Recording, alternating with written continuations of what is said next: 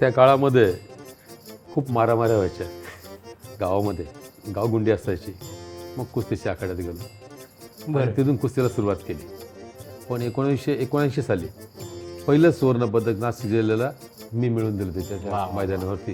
म्हणजे हा एकच असा खेळ आहे का जिथं दोन हृदय एकत्र येतात. पहिलवानाची बुद्धी शार्पच असते, कारण बुद्धी, शक्ती आणि युक्ती या तिन्ही गोष्टी त्याला एका वेळेला लावा लागतात. कान मारणं काय प्रकार असतो? वस्ताची खूप मोठी भूमिका असते आणि म्हणून ज्याचा वस्ताद भारी त्याचा प्लेअर भारी. कुस्ती हा एक असा खेळ आहे जो माणसाला चिरायू ठेवतो. शेवटच्या आपण म्हणतो माणसाचं आयुष्य जेवढं आहे शेवटच्या घाड्यापर्यंत तो फिट असतो माणूस. आणि ज्या माणसाला याचं रहस्य कळालं तो कुस्ती खेळायला का चुकणार नाही.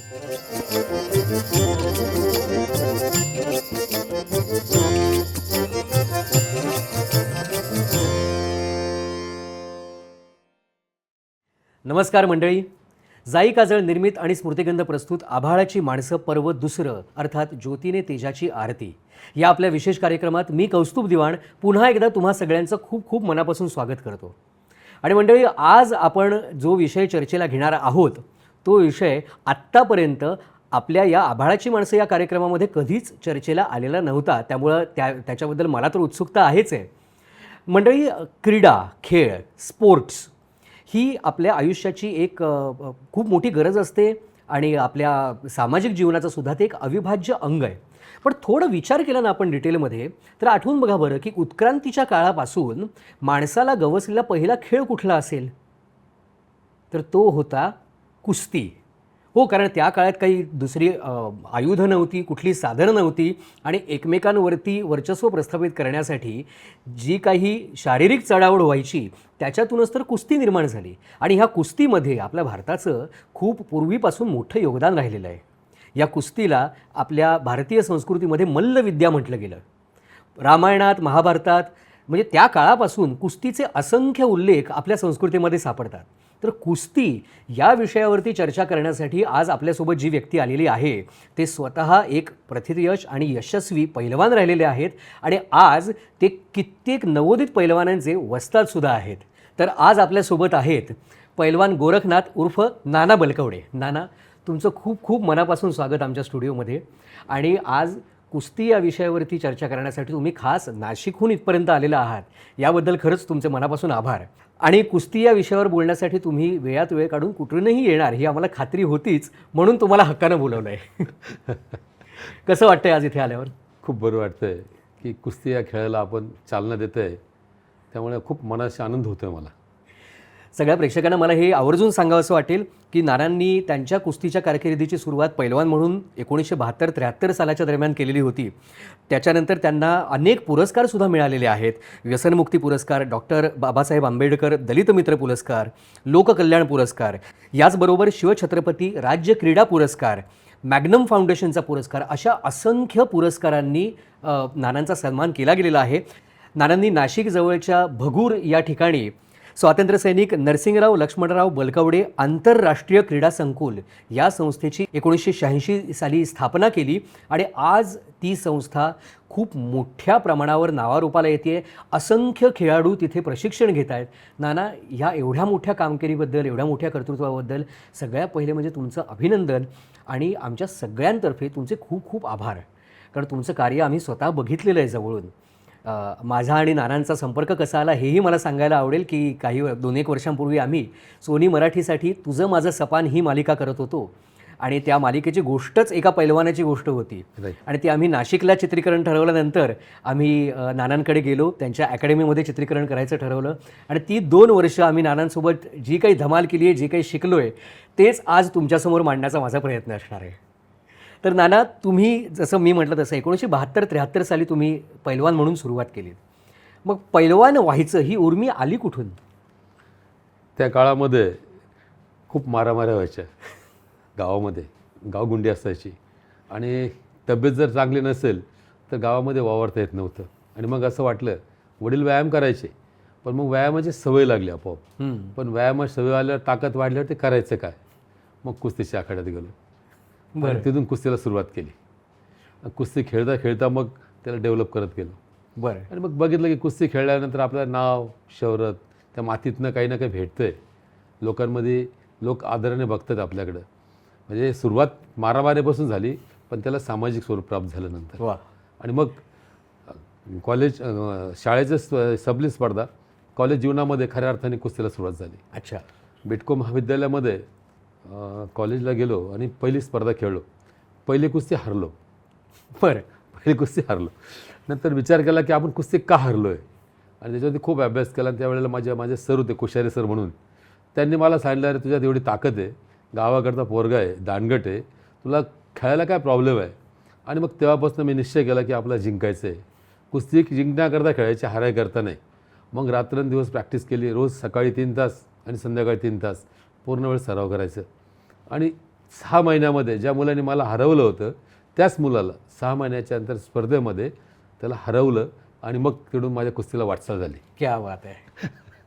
मोठं. आता तुम्ही सांगितलं तसं साधारणतः सगळ्याच मल्लांची किंवा सगळ्याच कुस्तीपटूंची सुरुवात तुम्ही म्हणाला तसं या ॲग्रेशनच्या स्वभावातूनच होत असते.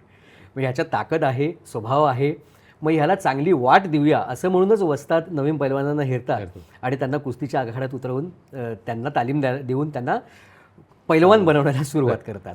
तर अशा परिस्थितीमध्ये मला सगळ्यात बेसिक प्रश्न तुम्हाला हा विचारायचा आहे की शरीर सौष्ठव म्हणजे बॉडी बिल्डिंग आणि कुस्ती ह्याच्यामधला फरक जरा आम्हाला समजावून सांगा ना. शरीरसौष्ठव म्हटलं की आपल्या शरीरातले जे मसल्स असतात ना, त्याला शरीराला आकार दिला जातो. फक्त ते मसल्स स्ट्रिप्ट होतात, स्ट्रिप्ट म्हणजे फ्लेक्झिबल राहत नाही. आणि कुस्तीमध्ये कुस्ती खेळणाऱ्याचे मसल्स फ्लेक्झिबल असतात. म्हणजे कुस्तीमध्ये जेव्हा टेक्निक लावतो किंवा डाव लावतो तेव्हा त्याची बॉडी पूर्णपणे टर्न व्हायला लागते.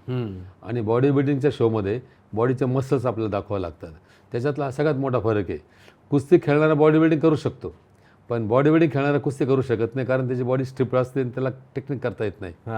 आणि मग कुस्तीवाला त्याला कशा पण प्रकारे आपल्या कौशल्याने कुस्तीच्या चितपट करू शकतो. हा मोठा फरक आहे त्याच्यामधला. अच्छा. आणि कुस्तीचा व्यायाम टोटली वेगळा आहे आणि बॉडी बिल्डिंगचा टोटली वेगळा आहे. बॉडी बिल्डिंगचा व्यायाम हा कुस्तीला पूरक व्यायाम आहे, पण कुस्तीचा व्यायाम बॉडी बिल्डिंगला पूरक नाही आहे. अच्छा. बॉडी बिल्डिंग करता वेट ट्रेनिंगच करावं लागतं, पण कुस्ती करता कंपल्सरी नाही वेट ट्रेनिंग. कुस्ती करता फ्री हँड एक्सरसाइज, मॅटवरचा exercise, ground exercise, floor exercise, आणि आता नवीन टेक्निक निघाले एक्सरसाइजचे मॅटवरचे. त्याच्यात वेगवेगळे एक्सरसाइज प्रयोग आता रोप क्लाइम्बिंग झालं, स्विमिंग झालं, रनिंग झालं, हे सगळे एक्सरसाइज त्याच्यामध्ये असतात. आणि मग त्यामुळे माणसाची बॉडी ही फ्लेक्झिबल झाली, एकदा त्याच्या हाता आणि पायात पॉवर आली का मग तो काय करू शकतो.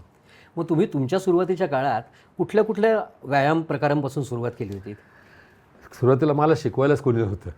माझ्या घरात माझे वडील फक्त व्यायाम करायचे, मी त्यांचं बघायचं रोज. माझे वडील व्यायाम करताय म्हणून शीर्षासन करणं, नदीवर जाऊन पोहणं, जोर बैठका मारणं, हे माझे वडील करायचे.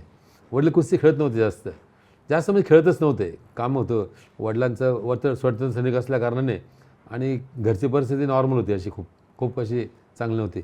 पण तेव्हा त्यांचं बघून मी ठरवलं की आपल्याला त्याप्रमाणे शरीर बनवायचं आहे. माझ्या वडिलांची तब्येत खूप चांगली होती, ताकद आहे, सुतार होते, कार्पेंटरचं काम करायचे, त्याच्यामुळे त्यांचे आर्म्स एकदम तगडे होते.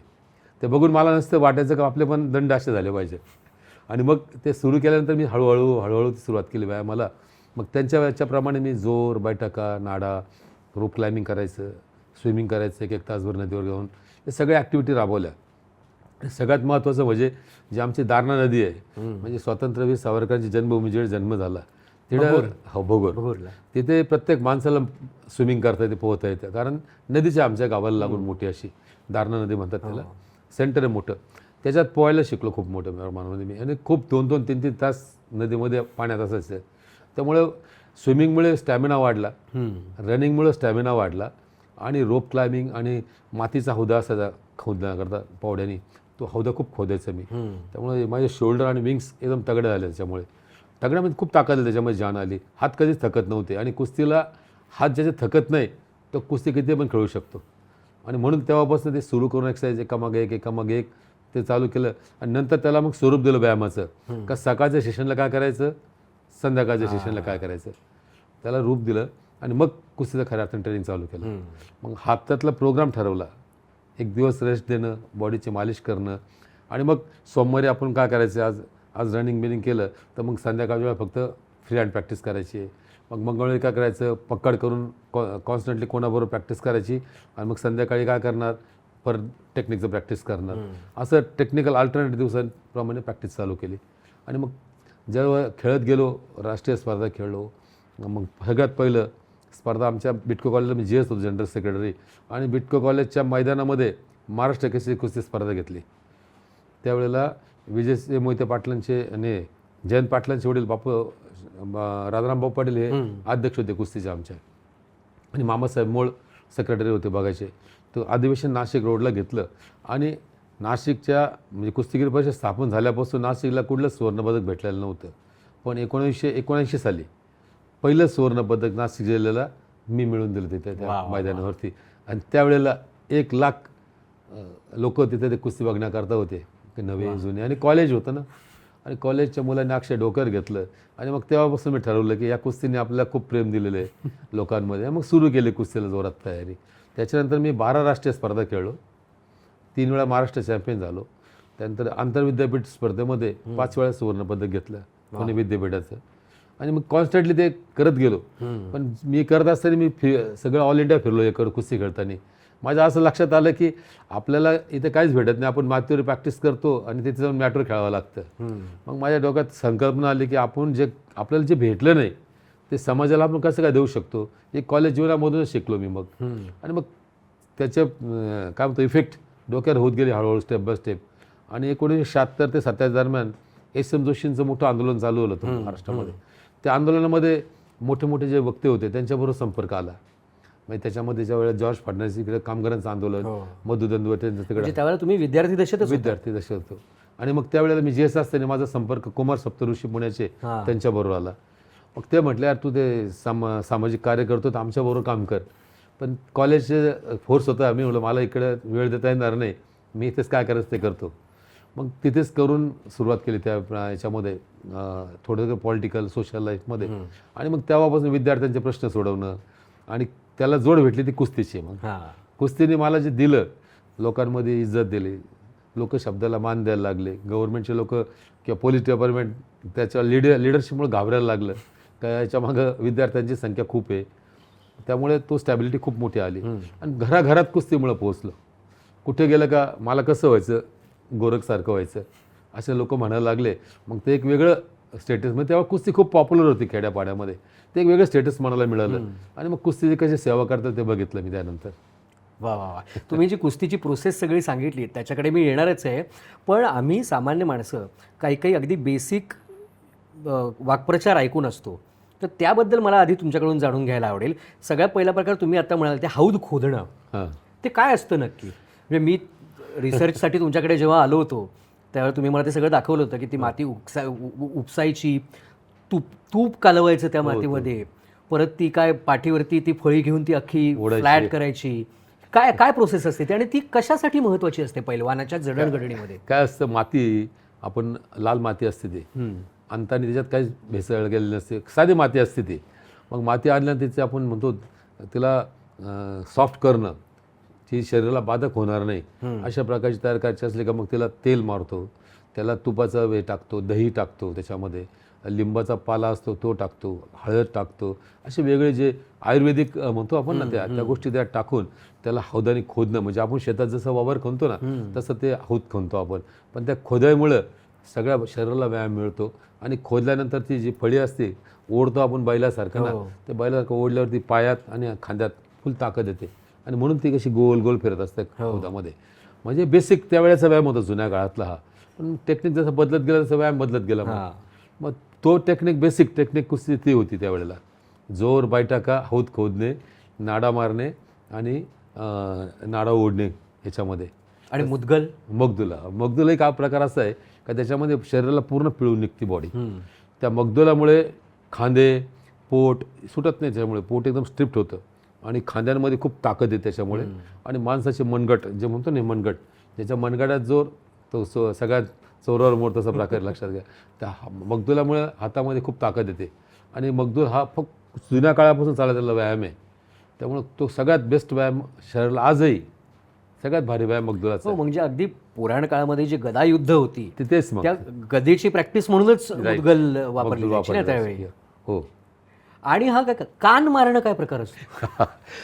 हा एक वेगळा प्रकार आहे. कान कुस्ती खेळताना संपूर्ण बॉडी अशी गरम होती, अंगातनं अशी वाफ म्हणतो ना आपण, हो. धूर निघाल्यासारखं असतं.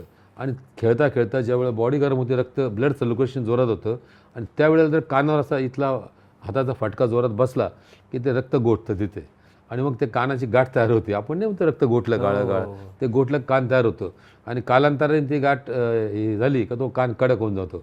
म्हणजे पैलवानांची ते म्हणतो एक ओळख, ते काना बसलं, पैलवान कसा ओळखावा तर कानावर ओळख तर असं असतं ते. आणि सगळ्यांचेच कान नाही तयार होत, ते जे जास्त खेळतात किंवा जास्त फटके बसतात असे तयार होतात. पण काही काही हुशार विद्यार्थी असे असतात, कुस्तीपेक्षा कान बनवण्याची इच्छा असते, मग ते सुपारी ठेवून त्याला फटके मारतात कानाला आणि कान बनवून घेतात. हा वेगळा प्रकार आहे हा. म्हणजे हा एक वेगळा, जशी आमच्याकडे प्लास्टिक सर्जरी केली जाते तशा प्रकारचा एक वेगळा उपाय हा उपाय वेगळा त्याच्या कान बनवण्याकरता. तुम्ही आणखीन एक आता उल्लेख केलात, मातीतली कुस्ती वेगळी आणि मॅटवरची वेगळी. आपल्याकडे तर पारंपरिक पद्धतीनं मातीतलीच कुस्ती आपण खेळत आलेलो आहोत. म्हणजे भारतात तरी मातीतलीच कुस्ती जास्त असते. म्हणजे गावोगावात ज्या दंगल होतात, कुस्तीच्या टुर्नामेंट्स वगैरे होतात, त्याच्यात सुद्धा मातीतलीच कुस्ती असते. मग मॅटवरची कुस्ती हा प्रकार आपल्याकडे आला कुठून? आणि दुसरा मुद्दा, मातीतली कुस्ती आणि मॅटवरची कुस्ती ह्याच्यात फरक काय? म्हणजे पैलवान मातीत खेळत असेल आणि मॅटवरती उतरला तर काय फरक पडतो त्यांना? मातीतल्या कुस्तीत आणि मॅटच्या कुस्तीत खूप मोठा फरक आहे. मातीमध्ये आपल्या बॉडीवरचा घाम आला तर त्या माती टाकून ते घाम त्याच्यात जिरला जातो. प्लस मातीमध्ये पायाला एक काय म्हणतो आपण, पकड मिळते. तसं मॅटवरती घाम आला तर घाम बॉडीतनं वाहतो आणि हात त्याच्यावरती पक्का धरता येत नाही, सरकतात, निसटतात हात. आणि मॅटवरती पाय सुद्धा स्टेबल राहत नाही, एका ठिकाणी धक्का मारला का पाय सरकतात. त्यामुळे माती आणि मॅटमध्ये खूप मोठा फरक आहे. मॅटवरचा पैलवानला मातीत खेळता येणार नाही, पण मातीवरचा पैलवान मॅटवर खेळू शकतो चांगली कुस्ती, कारण त्याच्या हात आणि पायामध्ये ताकद असते, पॉवर असतो धरायचा, लावून धरणं, ठोकणं, धडक देणं, हा प्रकार जो आहे तो मातीवरच्या पैलवान तयार झालेला असतो. म्हणून मॅट आणि मातीमध्ये हा खूप मोठा फरक आहे. मॅटवरचा पैलवानाला घामामुळे हात स्टेबल राहू शकत नाही, पाय हात जिथे हात जाईल तिथून हात सरकतो, आणि मातीवरती ग्रिप भेटते हाताला. हा मोठा फरक आहे त्याच्यामधला. मग मातीमुळे घाम सुकतो किंवा ॲब्झॉर्ब होतो, घाम ॲब्झॉर्ब होतो मातीमध्ये, आणि तसं ॲब्झॉर्ब झाल्यामुळे जी पकड मिळते ती पकड मिळू नये म्हणूनच मल्ल अंगाला तेल लावून उतरतात का आखाड्यात? हो. पण ते मॅटवरती करायची गरज मॅटवर मग ते पुसावं लावतात ना, कपड्याने पुसणं वगैरे होतं. मॅटला अगोदर चेक केलं जातं, असं चेक केलं ते अगोदर याने तेल लावलंय का काय, कुस्ती खेळायच्या अगोदर चेक केलं जातं. चेक केल्यावरती जरा तेल लावायला असलं किंवा असेल ते पहिलं वॉश करून पुसून घ्यावं लागतं, मग परत घ्यावं लागतं. असं आहे. आणि मातीच्या आखाड्यात ज्यावेळेला दोन पैलवान एकमेकांसमोर उभे राहतात त्यावेळेला काही रिच्युअल्स आम्ही बघितलेले आहेत, काही रिवाज असतात एकमेकांना, म्हणजे मॅच सुरू करण्याचा, सामना सुरू करण्याचे काही रिवाज असतात. जसं कपाळाला माती लावणं असू देत, माती हातात घेऊन हस्तांदोलन करणं असू देत, त्याबद्दल काहीतरी सांगा ना. जुन्या काळामध्ये सगळ्या कुस्त्या आपल्या ज्या दंगली म्हणतो आपण नाही का, खेड्यापाड्यामध्ये लोकांना काही याचं साधन नव्हतं कसलं मनोरंजनाचं. त्यावेळेला कुस्ती हा एकच तेवढा प्रकार होता का, यात्रा भरायची, यात्रेमध्ये एका बाजूला तमाशा असायचा, दुसऱ्या बाजूला कुस्तीचा फड असायचा. आणि कुस्तीमध्ये मग कुस्तीच्या आखाड्यात गेल्यानंतर आपण म्हणतो ना, समोरच्या पैलवानाला आव्हान करणे, मग त्याच्यामध्ये मातीला पाया पडायचं, हातात माती घ्यायची, त्याच्या हाताला हात द्यायचा आणि मग शड्डू ठोकायचा आणि या मैदानामध्ये खेळायला असं सांगायचं. हा तो काळ होता त्यावेळेस. अच्छा. मग आता मॅचवरती आला का मग शेक हँड करतात आणि लगेच कुस्ती सुरू करतात, विसल मारली का. म्हणजे त्या काळातल्या ह्या काळात हा थोडा फरक आहे. पण जुन्या काळामधले जे होते आपले कुस्ती खेळणारे किंवा ते म्हणजे फार पुरातन काळापासून, म्हणजे फार रामायण महाभारत त्याच्यापासून ही कुस्ती चालत आलेली आहे. पण शिवाजी महाराजांच्या काळामध्ये गाव तेथे व्यायामशाळा हा प्रकार चालू झाला. त्याचं कारण असं होतं की त्यांना मावळे घडवायचे होते, गावागावामध्ये सैन्य तयार करायचं होतं, आणि हे शेतकरी शेतात काम करायचे आणि मग व्यायाम करून तब्येत बनवायचे, आणि त्याची तब्येत भारी तो मावळा भारी, आणि म्हणून शिवाजी महाराजांचा गनिमी कावा आणि हे पैलवान तयार झाले. ते कुठे पण डोंगर चढायला असू द्या की झाडं चढायला असू द्या की युद्ध करायला कधी थकत नव्हते. म्हणून महाराजांचे जे स्वप्न होतं ते या मावळ्यांच्या माध्यमातून आणि या पैलवानांच्या माध्यमातून साध्य झालं. हो, म्हणजे ती सिंहगडाच्या चढाईची आपण गोष्ट ऐकतो, ती एवढा उंच कडा चढून जाणं असू देत, नाहीतर एवढ्या मोठ्या सैन्याला मुठभर मावळ्यांनी भारी पडणं असू देत, ही ताकद तिथून यायची. म्हणजे ही काही कुठूनही आकाशातून टपकलेली नव्हती, ही त्यांनी कमावलेली कमवलेली ताकद सगळी. होती. आणि त्याचा सगळ्यात जास्त उपयोग केला तो संभाजी महाराजांनी. जेव्हा संभाजी महाराजांना वेगळं काढून दिलं आणि त्यांना सांगितलं तुम्ही घोडदळ तयार करा, तेव्हा संभाजी महाराजांनी कोकणपट्टीमध्ये आखाडे सुरू केले. सगळ्या तिथे सगळ्या गावागावात आखाडे चालू केले आणि त्यातनं सैन्य भरती केली त्यांनी त्याच्यातनं. त्यामुळे ते मावळे म्हणतो आपण, मजबूत मावळे तयार झाले, एक जीवाचे खेळणारे. आणि कुस्तीतली दोस्ती ही लॉंग लाईफ असते, तो जिंको किंवा हरो.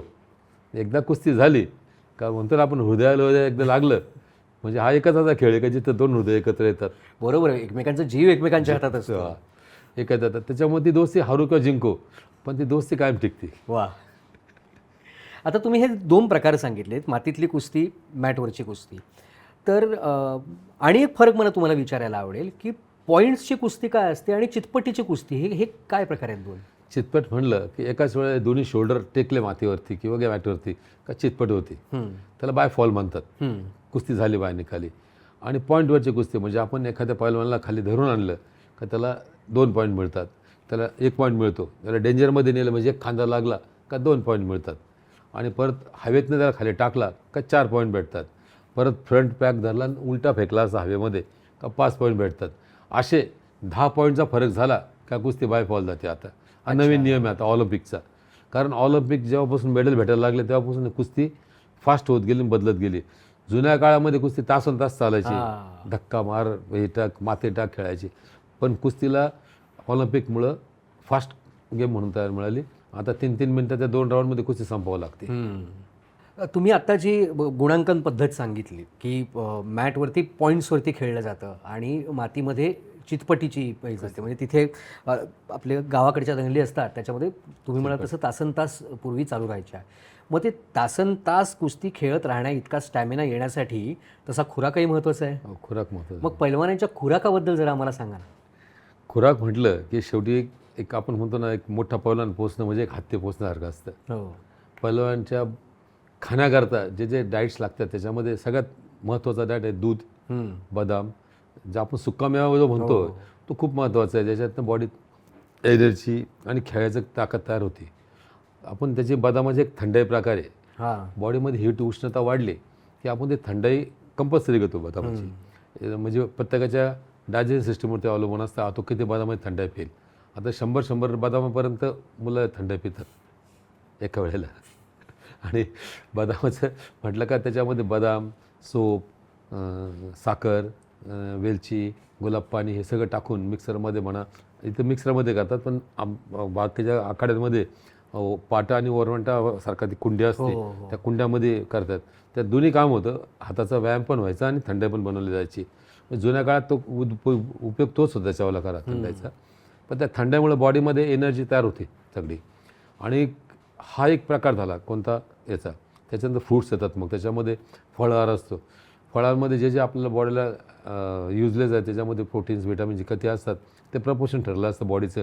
त्याचं एक्सरसाइज किती आहे, त्याची बॉडी काय ॲब्झॉर्व करते त्याच्यावर ते डाएट ठरतात. मग 1 सफरचंद, 2 केळं किंवा 4 केळं हे सगळं त्याच्याकडून खाल्लं जातं. म्हणजे प्रत्येक पैलवानासाठी खुराक वेगळा ठरवावा लागतो त्याच्या त्याच्या प्रकृतीनुसार, प्रकृती आणि ऐपत्यानुसार. त्याच्यात फायनान्सचा खूप मोठा विषय. आणि त्याच्यात मग खजूरचा प्रकार आला. जर वजन वाढतं तर खजूर खाल्ली थोडीशी, खजूर, अंजीर, हा जो सुकामेवा जो म्हणतो आपण ना, तो त्याच्या शेवटी फायनान्स खूप महत्त्वाचा आहे. पण पैलवानला ही जे आहार दिला तर त्याच्या बॉडीमध्ये जे ब्लड सर्क्युलेशन होतं ते खूप महत्त्वाचं आहे. कारण पैलवान इतके कष्ट करणारा दुसरा कुठलाही खेळ नाही आहे. बरोबर आहे. आणि त्याच्या बॉडीमध्ये जेवढ्या पण आपल्या व्हेन्स आहे त्या सगळ्या ॲक्टिव्ह असतात. आणि तो जे खातोय ते ब्रेन टॉनिक असतं. आपण नाही का म्हणतो बदाम खाल्ले का बुद्धी शार्प होते.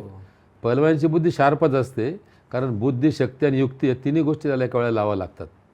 आणि म्हणून त्यांनी त्याचा उपयोग केला का तो सर्वश्रेष्ठ तयार होतो पैलवान. वा, तुम्ही खूप महत्त्वाचा मुद्दा आत्ता सांगितलात की बुद्धी, शक्ती आणि युक्ती तिन्ही त्यांना एका वेळी वापराव्या लागतात. शक्ती तर असतेच, पण अशी एक आपल्याकडे म्हणच आहे की पैलवानांचा मेंदू गुडघ्यात असतात. अशी एक आपल्याकडे म्हणच आहे की ताकदीचा खेळ, त्यामुळे ते म्हणजे शक्तीचा खेळ असल्यामुळे तिथे युक्ती आणि बुद्धी कमी वापरली जाते असा एक गैरसमज आहे. तर तो गैरसमज तुम्ही जर दूर करा. बुद्धी आणि युक्ती कशा प्रकारे वापरावी लागते कुस्तीमध्ये? कुस्ती खेळताना आपण जेव्हा बघतो एखादा समोरचा जिवंत माणूस आहे, त्या माणसाला खाली घेऊन पाडणं, त्याचे दोन्ही खांदे लावणं, याच्याकरता स्पीड लागतं, ताकद लागते, आणि कशा प्रकारे पाडायचं त्याला युक्ती लागते. त्याचा बॅलन्स तोडणं, त्याचं काय करणं, म्हणजे त्याच्या बॉडीच्या हालचालीवर सगळं असतं.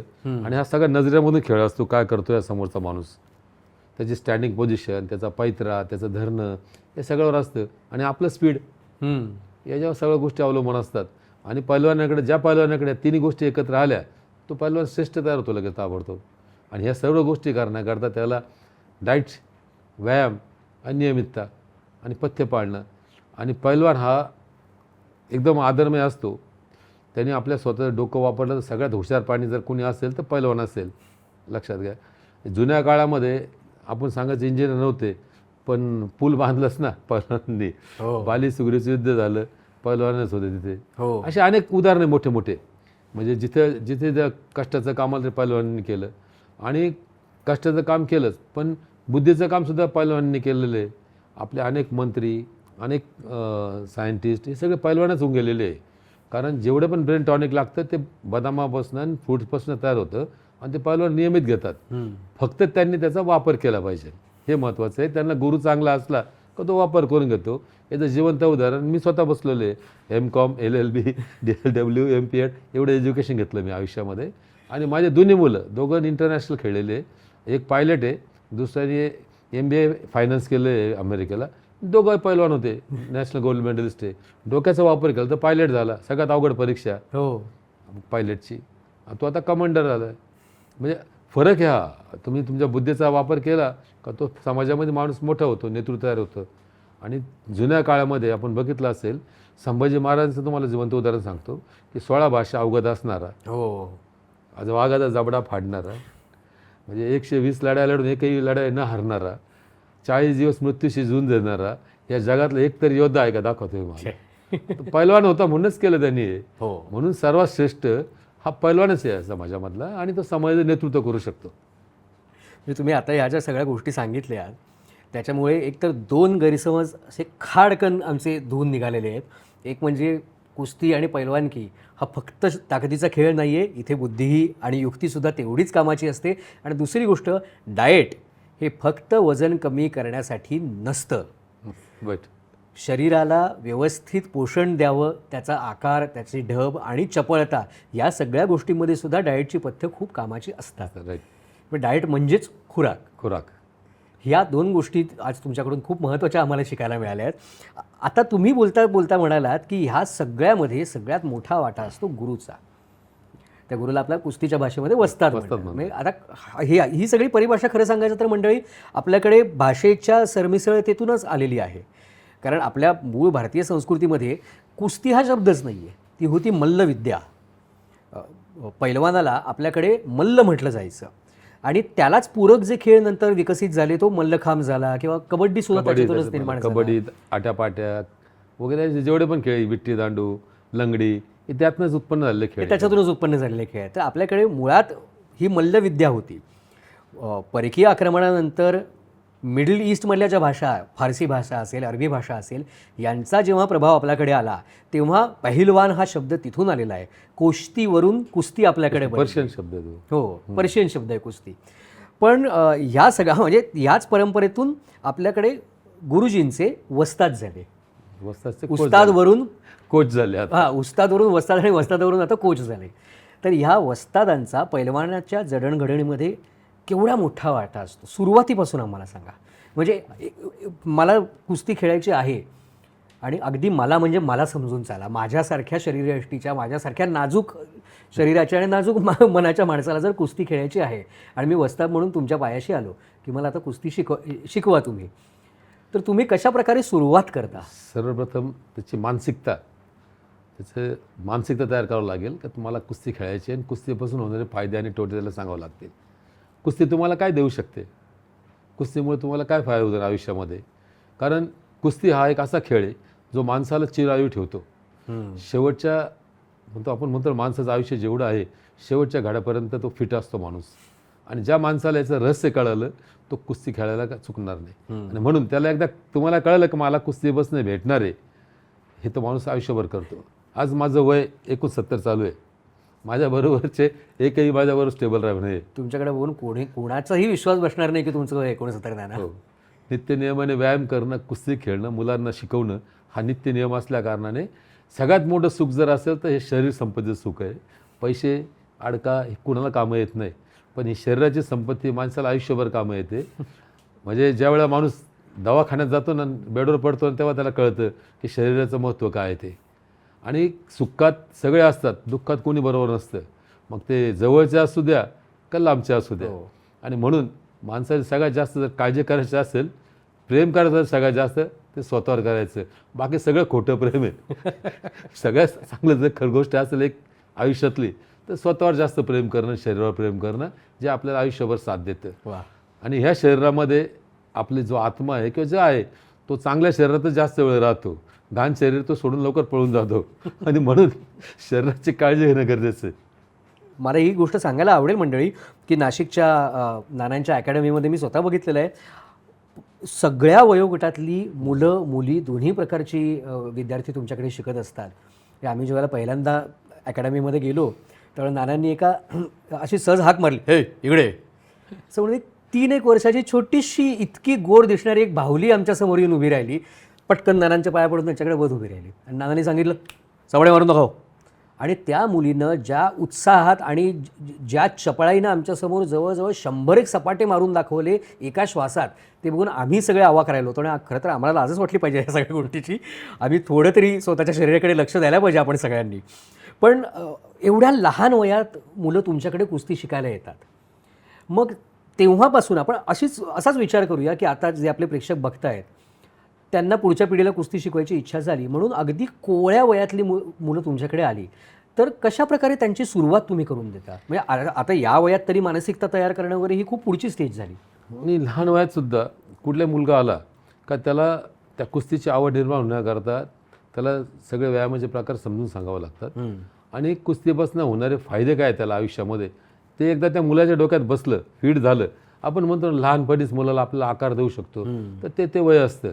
मोठ्यापणी तर माणूस समजदार त्याला समजतं, पण लहान वयामध्ये त्याला आकार दिला आपण एकदा का तुला एक्सरसाइज करायची आहे आणि याच्यातनं तुझा फायदा होणार आहे या प्रकारचा, तर तो ते नियमित करायला लागतो. आणि मुलींना सांगितलं की ज्या देशाच्या मुली धनगट असेल, मजबूत असेल, त्या देशाची तरुण पिढी धनगट असणार आहे.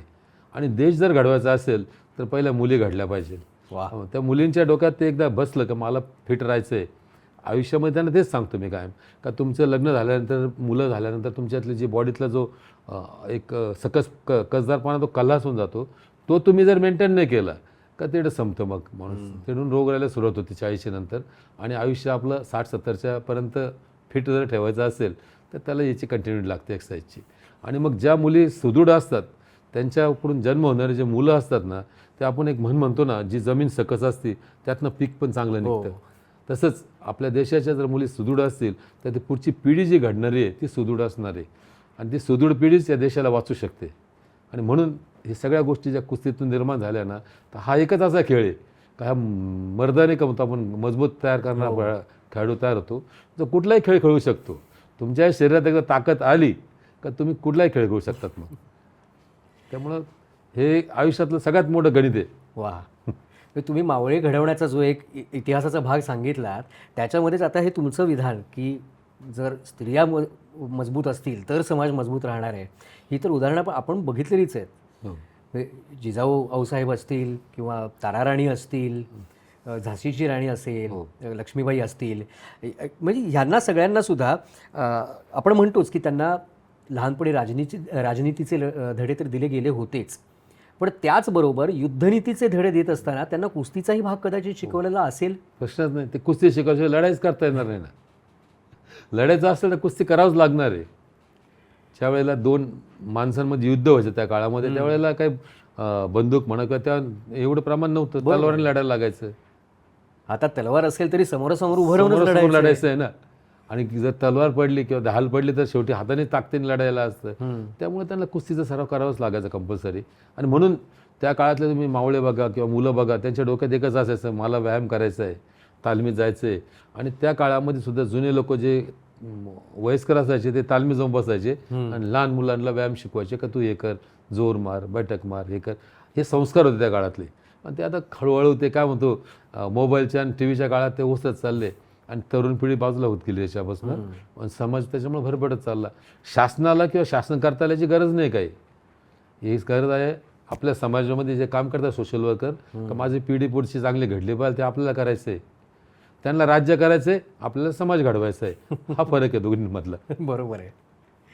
आता ह्या सगळ्या जडणघडणीमध्ये सुद्धा तुम्ही व्यायामाचे इतके वेगवेगळे प्रकार सांगितले जे पारंपरिक व्यायाम प्रकार आहेत, बरोबर.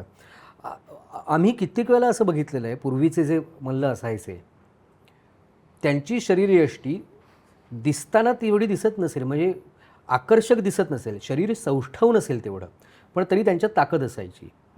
म्हणजे आता खाशाबा जाधव घ्या किंवा मारुतीराव माने घ्या, या सगळ्यांचे फोटो आज जर काढून बघितले, अगदी दारासिंग जरी आपण त्यांचे जरी फोटो काढून बघितले तरी बाकी शरीर धष्टपुष्ट असलं तरी पोट थोडंसं सुटलेलं असायचं, पण त्याचा त्यांच्या चपळतेवर त्यांच्या कुस्तीवर कधीच परिणाम व्हायचा नाही.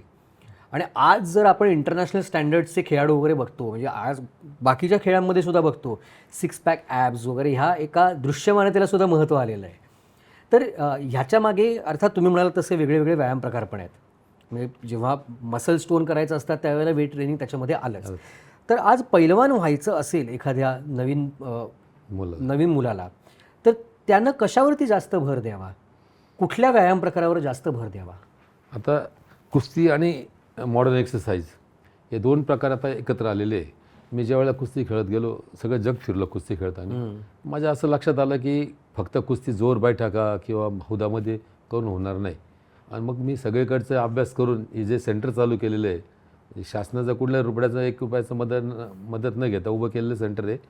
त्याच्यामध्ये ह्या मुलांना जे अख्ख्या जगात कोणाला भेटत नाही ते एका ठिकाणी भेटलं पाहिजे. व्यायाम वेल इक्विप्ड जिम आहे तुमच्या, वेल इक्विप्ड जिम, रोप क्लाइम्बिंग, म्हणजे नवे आणि जुने व्यायाम या दोन्हांचं संगम करून जे तयार होईल ते सगळ्यात बेस्ट तयार होतं. मग त्याच्यामधून मग तुम्ही जे म्हणतात ना जुन्या काळात फोटो वगैरे व्हायचे, तर ते खूप खाणं, म्हणजे शरीराला जेवढे हे लागतं एनर्जी त्याच्यापेक्षा जास्त खाणं, म्हणजे त्याच्यामुळे जास्त फॅट्स तयार होणं त्या काळात होतं. गायडन्स नव्हतं ना. आता मेडिकल सायन्स पुढे गेलेलं आहे, आपला कुठला अवयव कमजोर आहे एक बघायची आता सिस्टम माहीत झाली ना. तेव्हा काही नव्हतं आणि म्हणून त्यांच्या बॉड्या त्या प्रकारच्या होतात, आहार त्या प्रकारचा होता. मग त्याच्यात नॉनव्हेज आलं, हे आलं, त्याच्यामुळं बॉडीवरचे जे बल्क होतं ते वाढायचं. पण त्यांना ते बल्क जाळून मसल्स स्ट्रॉंग कसे करायचे, तगडे काय, त्यावेळेला काही नव्हतं त्या काळामध्ये. सायन्स नव्हतं एवढं डेव्हलप झालेलं. आता सायन्स डेव्हलप झालेलं आहे, त्याच्यामुळे पोटाचा शेप म्हणा किंवा हा आपोआप कमी होत चालला आहे त्याच्यामुळे. मग ह्या सगळ्या प्रकारामध्ये म्हणजे माझा विचारण्याचा उद्देश फक्त एवढाच होता की कुठल्याही नवीन पैलवानानं किंवा ज्याला स्वतःचं शरीर सुदृढ ठेवायचं आहे त्यानं गरजेचं नाही की त्याने कुस्तीत जाऊन खेळली पाहिजे, तर त्यानं आहार आणि व्यायाम या दोन्हीमध्ये संतुलन राखणं गरजेचं आहे. राईट, बरोबर आहे. आणि आज तुम्ही जे तुमच्याकडे जिमसुद्धा आहे, तुमच्याकडे मुदगलसुद्धा आहे, तुमच्याकडे मातीचा आखाडासुद्धा आहे, तुमच्याकडे मॅटसुद्धा आहे, तुमच्याकडे रोपसुद्धा आहे, तुमच्याकडे स्विमिंग पूलसुद्धा आहे. मग सुरुवात करताना कसा प्रवास व्हावा, कुठून कुठे जात जावं? आता एवढे ऑप्शन्स आहेत माझ्यासमोर. समजा आता आपण समजा लहान मुलाचं ॲक्सरसाइज सुरू केली की त्याला पहिली बॉडी फिटनेसवर आणावं लागेल. बॉडी फिटनेस आणि डाईट कसा घ्यायचा, त्याच्या आईने त्याच्याकडे थोडं लक्ष दिलं पाहिजे. का वेळेवर खातो, वेळेवर झोपतो, वेळेवर उठणं. ज्याच्या बॉडीला ही सवय लागली ना, वेळेवर उठणं आणि वेळेवर झोपणं आणि वेळेवर खाणं, ते आपोआप सवय एकदा लागली बॉडीला का मग तो बॉर्गा हळूहळू तयार होत चालतो. आणि मग त्याचा एक्सरसाइजला किती वेळ देणार, तो स्विमिंगला किती वेळ देणार, बॉडी वेट ट्रेनिंगला किती वेळ देणार, कुस्तीला किती वेळ देणार, एक प्रोग्राम ठरवायला लागतो. आता 2 ते 2.5 आपण जो म्हणतो ना जॉब वर्क असतं, 2.5 तास मी व्यायाम करणार आहे, तर यातले माझे 30 मिनटं कुस्तीला देणार, 20 मिनटं जोर बैठकांना देणार, असा प्रोग्राम सेट करावा लागतो त्याच्या कुवतीप्रमाणे. ते बॉडीचं डेव्हलपमेंट कुठलं झालेलं नाही ते बघावं लागतं प्रत्येक वेळेला चेक करून. त्याचं मसल्स कसे वाढले, त्याची आवड कुठल्याच्यावर जास्त आहे हे बघून मग ते हेरावं लागतं. म्हणजे आपण होतं ना हिरे को पहचानना पडतं आहे तसं बघावं लागतं, मग त्याच्याकडनं ते करून घ्यावं लागतं. म्हणून वस्तात खूप महत्त्वाचे असतात की योग्य वेळेला त्याला योग्य मार्गदर्शन करणं. म्हणजे प्रत्येक हिऱ्याला कुठले कसे पैलू पाडायचे हे ठरवणं ओळखणारं रत्नपारखी म्हणजे वस्ताद. आता तुम्ही सगळ्या शारीरिक जडणघडणीमध्ये वस्तादांची किती महत्त्वाची भूमिका असते हे सांगितलंच, पण तुम्हीच म्हणालात तसं कुस्ती हा बुद्धी आणि युक्तीचा सुद्धा खेळ आहे.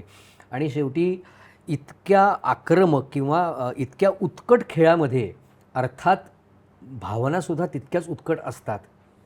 समोरच्यानं चिथावणी दिल्यानंतर आपला इगो हर्ट होतो आणि आपण त्याच्यावरती चाल करून जातो. आणि तुम्ही म्हणाला तसं कदाचित प्रत्येक वेळेला यश नाही मिळत. समोरचा आपल्याला चितपट करतो, मग आपल्याला ती मनात एक ईर्ष्या ठेवून परत प्रयत्न करावे लागतात. तर या सगळ्या मानसिक जडणघडणीमध्ये, भावनिक जडणघडणीमध्ये सुद्धा तुम्ही वस्ताद म्हणून कशा प्रकारे पैलवानांना प्रशिक्षण देता? काय असतं, कुस्ती हा हरल्याशिवाय जिंकत नाही. कोणीतरी एक हरावं लागतं आणि कोणीतरी एक जिंकावं लागतं. हो. आणि कुस्तीमध्ये फक्त प्रत्येक वेळा जिंकणार असं नसतं कधीच. कारण समोरच्या माणसाची तयारी जी असते आपल्यापेक्षा केव्हा केव्हा जास्त असते. परंतु त्या माणसाचं परत मनोबल वाढवण्याकरता त्याची मानसिकता करायला लागतं का तू कुठं चुकला आहे. कुस्ती खेळताना तुझी काय चूक झाली आहे त्याला सांगणं गरजेचं असतं. काही वेळेला खूप ताकद असते, टेक्निक असते, पण वेळेवरती निर्णय घ्यायची क्षमता तो खोन बसतो किंवा घाबरत असतो. हा रॅशनल प्लेअर आहे, याच्यावर कसं खेळायचं मी. ती एक दडपण जे असतं ना माणसाच्या मनावरती ते कमी करण्याकरता वस्ताची खूप मोठी भूमिका असते. आणि म्हणून ज्याचा वस्ताद भारी त्याचा प्लेअर भारी. म्हणून ते गुरुची विद्या, गुरु म्हणतो आपण कुस्तीच्या क्षेत्रामध्ये, असणं वेळेवरती निर्णय घेण्याकरता खूप गरजेचा असतो. आणि म्हणून एखादा हरला तरी त्याचं मनोबल कसं वाढवायचं आपण, किंवा एखादा राऊंड तो कुस्तीमध्ये हरला त्याला परत कसं अटॅकिंग करायला लागतं हे त्याला सांगावं लागतं. तू इथं चुकला, इथं असं कर तसं कर, हे सांगावं लागतं आणि हेरावं लागतं. ते तर कुस्तीमध्ये काय चुकलं आहे बा, तो घाबरू नको, परत लढ, जोरात लढ, तुझ्या ताकद आहे, ही त्याची मानसिकता तयार एकदा झाली. आणि एकदा माणसाच्या मनात ईर्ष्या तयार झाली का मला जिंकायचं का, तो मग जोराने लढतो. हेरावं लागते थोडक्यात हे. आणि हे हेरताना अनुभव शिकवतो माणसाला सगळं. म्हणून शिक्षक सगळ्यात श्रेष्ठ असतो. का शिक्षक जेवढा चांगला तेवढा तो विद्यार्थी चांगला घडवतो. वा. आणि जर समाज घडवायचा असेल तर शिक्षक चांगला पाहिजे. अर्थात शिक्षकांनी त्याला सगळ्या बाजूनी तयार केलं पाहिजे. नुसतं कुस्तीतच नाही होत, तो कुस्तीवाला माणूस तयार होताना हा समाजाचा एक सुदृढ बलदंड असा नागरिक तयार होतो, जो समाजाचं रक्षण करतो आणि आपल्या घरचं पण रक्षण करतो. आणि म्हणून ज्या घरात पहिला नसतो ना त्या घरात कुठल्या प्रकारची भीती नसते. म्हणून म्हणजे मी माझा अनुभव सांगतो की जिथं पहिलं, आता माझ्या घराचं काम चालू आहे, घराला दारं नाही, 7 महिने झाले, घर मोकळे, पण कोणाची ताकद होत नाही घरामध्ये येण्याची. त्याला कारण ते कोणी वाकड्याने बघू शकत नाही पहलवानाच्या बाजूला. त्याला माहिती का आपण गेल्यावर इथं काय होऊ शकतं. मग ते एक दबदबा असतो पहलवानकीचा. म्हणून ज्याच्याकडे शरीराची ताकद आहे ना, जी कोणी हिसकावून घेतली येऊ शकत नाही. आपण होतो ना, मी कायम सांगायचं माझ्या व्याख्यानामध्ये का जितने ज़्यादा खेल के मैदान उतने कम अस्पताल. म्हणजे हॉस्पिटल बांधण्यापेक्षा खेळायचे मैदानं बांधले मुलांना का तर मुलं आपोआप त्याच्यात तयार होतात आणि रोगराई येत नाही माणसांना. करोनाच्या काळात आमच्या तालमीतल्या मुलांनी अनेक लोकांची सेवा केली बिन मास्कच्या. म्हणजे त्यांच्यातली इम्युनिटी पॉवर एवढी तगडी होती का त्याला त्या करोनाने काही झालं नाही. सांगायचं तात्पर्य एवढं की ज्याच्याकडे पॉवर असते ना, इम्युनिटी पॉवर, त्याला काहीच होत नाही. म्हणून इम्युनिटी पॉवर वाढवायची असेल तर त्याला व्यायाम आणि वेळेत आहार, नियमित उठणं झोपणं हा खूप महत्त्वाचा विषय आहे. आणि आपल्या देशामध्ये ज्या देशाला अख्ख्या जगाला सगळ्या प्रकारचे संदेश दिले, त्या देशामध्ये हे वाढवण्याकरता आपण सर्वांनी मिळून हे काम केलं पाहिजे. हे सामाजिक काम आहे, याच्यात कुठलंही राजकारण कुठलंही काय नाही. पण माणसं घडवणं, माणसाला त्याच्याप्रमाणे न्याय देणं हे खूप महत्त्वाचं आहे. काही काही लोकांना स्वतःच्या घरातला मुलगा घडवता येत नाही. आता मी जेव्हा इकडे येतो होतो ना, इकडं माझ्या विद्यार्थी भेटतात मला, जो रिस्पेक्ट भेटतोय त्या विद्यार्थ्यांकडनं मला, तो आजपर्यंत कोणाला भेटत नाही ना. देवाचं देव पण देतात, खाली येऊन पाया पडतात. आज मुलगा पण ह्या काळामध्ये आईबापाच्या पाया पडत नाही, पण ते घडवलेले विद्यार्थी ड्रेसवर असू द्या येऊन पाया पडतात आणि आपल्याकडनं आशीर्वाद घेतात. याच्यापेक्षा मोठं उदाहरण कोणतं द्यायचं अजून सांगा मला. खूप मोठं उदाहरण आहे. त्याच्यात रिस्पेक्ट असतो. म्हणून कुस्ती हा खेळ जगातला सगळ्यात चांगला मानला गेला खेळ आहे का जो त्यातला विद्यार्थी कधीच वस्ताची म्हणतो आपण हे विसरत नाही. त्याने दिलेली कला, त्याने दिलेले गुण कधी आयुष्यात विसरत नाही. सगळ्यात मोठी कला आहे ती. म्हणजे तुमच्या हाताखाली तयार झालेल्या काही कुस्तीगिरांची म्हणजे असंख्य आहेत. म्हणजे त्यापैकी अगदी उल्लेखनीय नावं घेण्यासारखी झाली म्हटलं तर तिहेरी महाराष्ट्र केसरी विजय चौधरी आहेत, किंवा दुहेरी महाराष्ट्र केसरी हर्षवर्धन सदगीर आहेत. आणखीनही असंख्य तुमच्या हाताखालून पैलवान तयार झाले. पण शेवटी खेळ म्हटल्यानंतर त्याच्यामध्ये दुखापत ही आलीच. इंजुरी ही कधी कशी या प्रकारे होईल हे सांगता येत नाही, कारण तो शेवटी अपघात असतो आणि अपघात हा कधीच सांगून येत नसतो. मग अशा अपघाती परिस्थितीमधून जेव्हा एखादा पैलवान जातो किंवा एखादा खेळाडू जातो तेव्हा त्याच्यातून बाहेर पडताना त्याला शरीराची आणि मनाची एक वेगळ्या प्रकारची मशागत करावी लागत असेल. मग त्याच्यामध्ये तुम्ही कशा प्रकारे मार्गदर्शन करता? आता ती त्याला झालेली जी जखम आहे किंवा जो इजा आहे त्याच्यावरती सगळा उपाय असतो. काही काही वेळेला डिस्लोकेशन ऑफ बोन्स होतं, काही वेळेला पायाला लागतं, लिगामेंट फाटलं जातं. अशा वेळेला त्याची मानसिकता तयार करावी लागते का हे लिगामेंट परत जोडलं जाऊ शकतं. आताचं सायन्स खूप पुढे गेलेलं आहे. आपले डायरेक्टली स्टिचिंग न करता डायरेक्टली ऑपरेशन होऊ शकतं. हे त्याच्या एकदा डोक्यात घातलं का मग त्याची एनर्जी जे म्हणतो ना, माझा पाय तुटलाय किंवा हात तुटलाय, ते डोक्यातून निघून जातं आणि लय आलं 1-2 महिन्यामध्ये तो रिकवर होतो परत. मग ही मानसिकता आहे, लक्षात घ्या. मला लागलं हे जर मी धरून बसलो तर ते कधीच होणार नाही. आता माझ्या बॉडीमध्ये म्हणजे मी आता बसलो तुमच्यासमोर, माझे 5 ऑपरेशन झालेले एका खटाखटाच्यामध्ये. माझं सगळ्यात मोठं ऑपरेशन ब्रेन ट्युमरचं झालेलं आहे. ब्रेन ट्युमरचं ऑपरेशन झालं सांगताना सगळ्याला जेव्हा मी सांगतो की माझं ब्रेन ट्युमर झाले, कोणाला विश्वास पटत नाही. बस कसा बसणार तुमच्याकडे बघून कसा विश्वास बसेल ना. 5 घंटे म्हणजे बेडवर असणारा माणूस ICUमध्ये आणि 12 घंटे ऑपरेशन चाललं होते. त्यातनं सही सलामत बाहेर निघाला. ते डॉक्टर मला म्हणले कसं का बाहेर निघाला? मला इच्छाशक्तीवरती इच्छाशक्तीवरती बाहेर निघालो. अशा जे गोष्टी आहे आपल्या बॉडीतल्या का आपल्याला नाही मला नीट व्हायचं आहे, मला काम करायचं हे जेव्हा आपल्या डोक्यात असेल ना तेव्हा त्याच्यावर काही मात करत नाही. ट्युमर पण नीट झाला, लिगामेंट फाटलं होतं, लिगामेंटची गादी पूर्ण ती पण नीट झाली, कमरामध्ये एक मोठी गाठ तयार ती पण काढून टाकली. म्हणजे असे वेगवेगळे स्पेअर पार्टचे जेवढे खराब झाले ते सगळे काढून टाकले बॉडीमधले आणि परत फिट झालो. म्हणजे ह्या वयात पण जी एनर्जी आहे मात करायची दुःखावरती ती खूप महत्त्वाची आहे ना. माणसाचा कॉन्फिडन्स पाहिजे का मला काही होणार नाही. आणि हे पैलवानकीमध्ये आपण जेव्हा कुस्ती खेळतो तेव्हा त्याला हे शिकवतो का तुला काहीच होणार नाही. जुन्या काळात पण युद्धभूमीवरती 40-40, 50-50 घाव घेऊन ते परत कसे काय लढायचे मला सांगा. तलवारीचे घाव घ्यायचे, घरी येऊन लेपायचे आणि परत दुसऱ्या युद्धाला तयार व्हायचे. ते कसे गावायचे? तेव्हा तर इच्छाशक्ती, नस तुटायची, बॉडी फाटायची, खुपसायला जायचं तरी ते रिपेअर व्हायचे. इच्छाशक्ती ना, पॉवर. आणि पॉवर माणसाला समाजामध्ये कुठल्या गोष्टीचे युद्ध करायला शिकवतो. ते महत्त्वाचं आहे खूप त्याच्यामध्ये. म्हणजे आपल्या मनात इच्छाशक्तीची ताकद एवढी असते की कितीही मोठा घाव शरीराचं ते भरून काढू शकतं. आणि शरीरात सुद्धा एवढी ताकद असते की फक्त इच्छाशक्तीनं एकदा पाठिंबा दिला की ते स्वतःच्या जखमा भरून आणू शकतं. मग आता ह्याच अनुषंगाने तुम्हाला विचारतो की तुम्ही महिला पैलवानांचा एक खूप महत्त्वाचा मुद्दा सांगितलात की महिला सुदृढ असतील तर समाज सुदृढ राहणार आहे. आता असंख्य महिला पैलवानसुद्धा तुमच्याकडे येतात, अगदी लहान लहान मुलीसुद्धा येतात. वयाच्या एका टप्प्यावर त्यांच्यात शारीरिक बदल होतात, हार्मोनल चेंजेस होतात. त्या हार्मोनल चेंजेसमुळे मानसिक बदलसुद्धा होत असतात, भावनिक बदल होत असतात. मग एखादी नवीन मुलगी जर आज पैलवान होण्यासाठी इच्छुक असेल तर तिची मानसिक तयारी कशा प्रकारे तुम्ही करवून घ्याल? काय होतं माझ्याकडे अनेक म्हणजे लहानपणापासून मुली येत असतात. त्याच्यातले जे तुम्ही आता बोलले मला की शरीरातले बदल हा खूप मोठा फॅक्टर आहे. हो, चेंजेस झाले का मुलांविषयीचं अट्रॅक्शन वाढत असते. पण ज्या वेळेला आखाड्यामध्ये आपण प्रॅक्टिस करतो मी त्यांना सांगतोय की आपलं आयुष्य हे मोजकं आहे, तुमचं आयुष्य फार थोडं आहे, खेळायचं आयुष्य खूप थोडं आहे. तुम्ही जर हा फिटनेस ठेवला तर आयुष्यभर काम येणार आहे. पण तुम्ही जर ह्या वयात चुकीचं पाऊल टाकलं आणि त्यात वाहत गेल्या तर तुमचं आयुष्य बरबाद होणार आहे. हे एकदा त्या डोक्यात बसलं की आपल्याला लग्न झाल्यानंतर हे सगळं भेटणार आहे तर मग आपण आपलं आयुष्य घडवण्याकरता कष्ट केले पाहिजे आणि फिजिकल फिटनेस ठेवला पाहिजे. हे डोक्यात घालतो त्यांच्या अगोदर मी. त्याला म्हणतो वॉशआउट करणं. आपण म्हणतो ना माणसाला बोलून एखादी गोष्ट सांगितली हे बरोबर आहे का मग ते डोक्यात घुसतं बरोबर. कारण सोनारानेच कान टोचावं लागतात, घरच्यांचं नाही ऐकते मुलं मुली. त्यांना ते सांगून केलं एकदा का मुलांच्या विषयीचं जे आपलं अट्रॅक्शन आहे ते कमी करणं, आपल्या शरीरावरती आपल्या व्यायामावरती लक्ष देणं आणि तुमच्या जो बदल घडणार आहे बॉडीमध्ये जो बदल घडतो आहे हा नैसर्गिक आहे, त्याला काही कोणी करू शकत नाही आणि निसर्गाने केलेला नियम आहे. त्यामुळे त्याला ॲक्सेप्ट करणं आणि त्याच्यावरती मात करून तुम्हाला खेळणं. खेळल्यानंतर तुमच्यातली जी ईर्ष्या जी ताकद तयार होणार आहे ती अतिशय महत्त्वाची, जी तुम्हाला आयुष्यभर काम येणार आहे. एकदा एकदा त्याच्या डोक्यात बसलं ना मग मुली स्टेबल राहतात. मग त्यांच्या डोक्यात कधी मुलांबरोबर लव्ह अफेअर्स करणं, पळून जाणं किंवा ह्या गोष्टी ह्या निघून जातात. त्यांना फोकस. त्यांना सांगितलं ना तुमचं आयुष्य किती आहे, 15-16 वर्षापर्यंत तुम्ही 10वी-11वीला असतात, 16 वर्ष गेले आयुष्यातले. तुमचं आयुष्य किती आहे गणित सांगायचं, 50-60 वर्षापुढे तुमचं आयुष्य नाही आहे.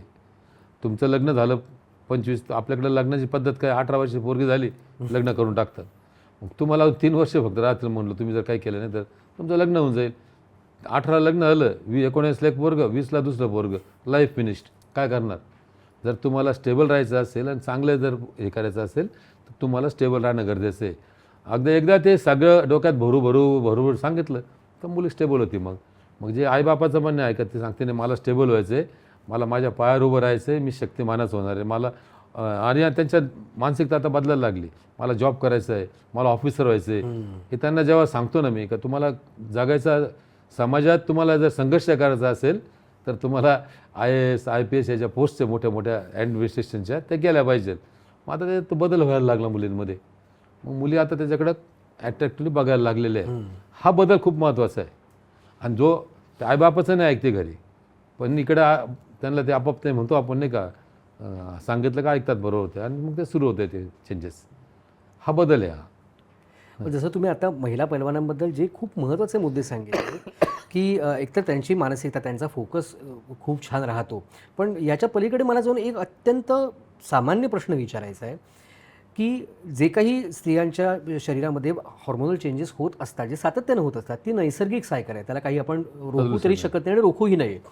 पण त्याचा कुस्तीवरती काही विपरीत परिणाम होतो का? कुस्तीमुळे जी त्यांची शारीरिक जडणघडण झालेली असते आणि जी व्यायामात आणि आहारामध्ये नियमितता असते त्याच्यामुळे ते अडथळे न ठरता ती प्रोसेस जास्त नैसर्गिकरित्या स्मूथ होत जाते. हो, याचं कारण असं आहे की जी मुलगी रेग्युलरली एक्सरसाइज करते तिच्या बॉडीमधलं जे ब्लड सर्क्युलेशन आहे ते एकदम परफेक्ट असतं. लक्षात घ्या. जो माणूस व्यायाम करतो ना, हे आपल्या जेव्हा व्हेन्स रक्तवाहिन्या हे ॲक्टिव्ह राहतात सगळ्या. जी मुलगी व्यायाम करते रक्तवाहिनीचं बरोबर होत नाही, पण त्यांच्यामध्ये होणारे जे बदल आहे, त्यांचे वेळेवरती येणारे पिरियड्स म्हणा, का शरीरातले जे बदल म्हणतो ना आपण, हे फार महत्त्वाचे आहे.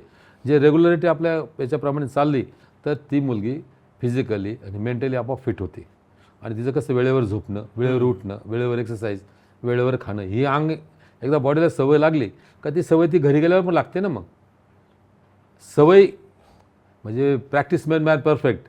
एकदा सवय लागली का माणूस ते आता आपले जे मिलिटरी जवान आहे त्यांना कंपल्सरी सकाळी उठून रनिंग करावं लागते, व्यायाम करायला लागतो, ते फिट आहे. पण इकडे आपले पोलीस डिपार्टमेंट त्यांना काहीच करायला लागत नाही, फक्त झोपा काढतात देवाचं, ते फिट नाही ना, पोटे घेऊन बसतात.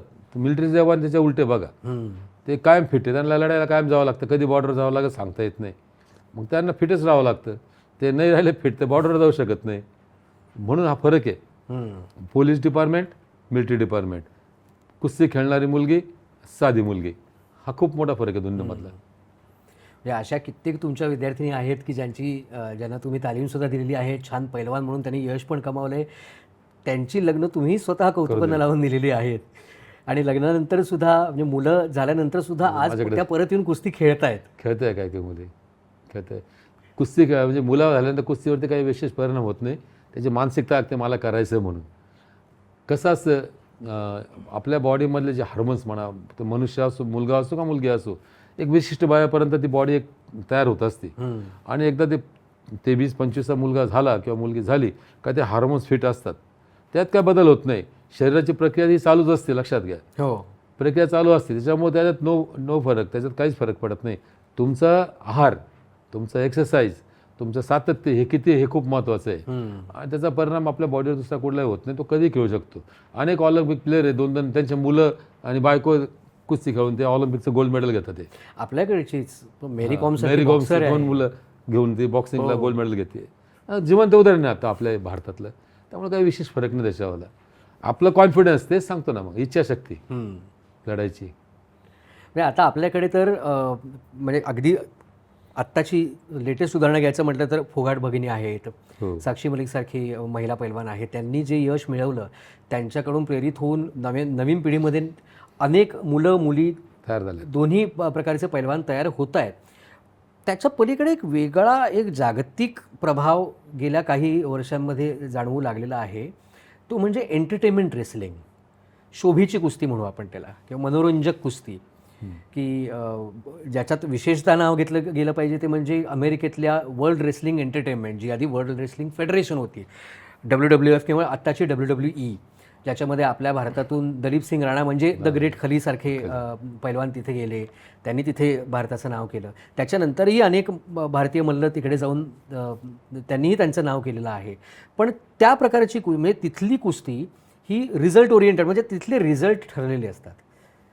त्यांची एक स्टोरी लाईन ठरलेली असते, त्यांचा निकाल ठरलेला असतो.